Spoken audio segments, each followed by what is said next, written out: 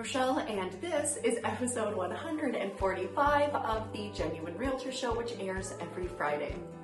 This week has been utter chaos. The kids had a run-in with the toilet that ended up in a flood, and here we are a week later. Friday's fast approaching, and I needed to come up with something I could share with you from this week. So this episode is all about what you can expect when visiting Burlington's waste management facility. Ready?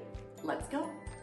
The Walker Waste Disposal and Recycling Facility is not in itself a dump, but rather a hub in the Walker Company's diverse services.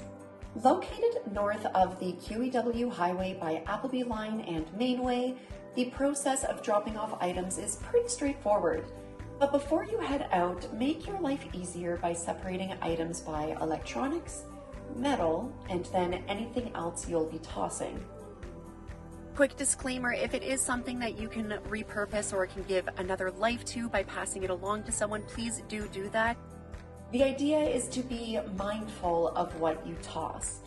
Luckily, there are places like the Restore which take donations of new and used items with proceeds going towards Habitat for Humanity. Just a block north of the Walker Waste Management Facility, it's a great option to give items a second life.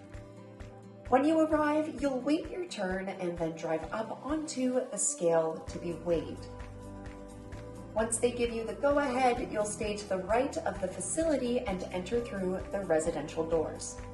Now be aware that those commercial trucks may begin moving once their turn opens, so use common courtesy and drive slowly. At the doorway before you enter, you'll be asked to stop and wait for an attendant to direct you where to unload.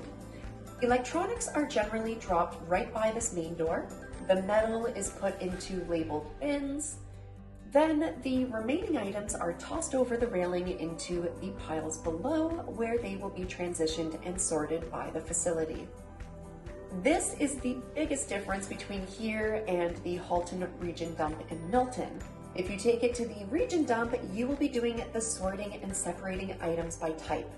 The cost is a little less, but you'll be driving at least 15 to 20 minutes outside of the city, whereas the Walker facility is conveniently located inside our city limits, but you'll pay a bit more to dispose of your items. Once you've unloaded everything, you'll drive out and head back around the building to the other side of the scales. They'll weigh you again, and you'll pay for the amount that you've dropped.